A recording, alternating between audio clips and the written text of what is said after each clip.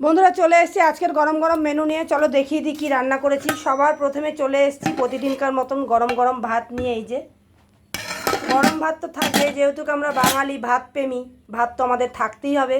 আর এইখানে করে নিয়েছি ডাল পোড়া, যেটা কাঁচা লঙ্কা, সর্ষের তেল আর কাঁচা পেঁয়াজ দিয়ে খেতে দারুণ লাগে। মাংস এর কাছে ফেল, আমার তো ভীষণ ভালো লাগে ডাল পোড়া খেতে। আর এখানে করে নিয়েছি কচুর লতি সর্ষে বাটা দিয়ে, যার মধ্যে আমি কালো জিরা শুকনো লঙ্কা ফোড়ন দিয়েছি। আচ্ছা, তোমাদের দাদাভাইয়ের আবদারে করে নিয়েছি পেঁপে দিয়ে, উচ্ছে দিয়ে শুক্তো, আলু কিন্তু দিইনি। এর মধ্যে আমি রাঁধুনি, তেজপাতা আর আদা বাটা দিয়ে আমি কিন্তু করেছি। রাঁধুনি আর তেজপাতা সম্বাদ দিয়েছি, আর আদা বাটা দিয়েছি। তো শুক্তো খেতে তোমরা কে কে ভালোবাসো অবশ্যই জানো। আজকে কিন্তু কোনো মাছ টাছ দিইনি, জাস্ট শুক্তো রাঁধুনি আর তেজপাতা ফোড়ন দিয়ে।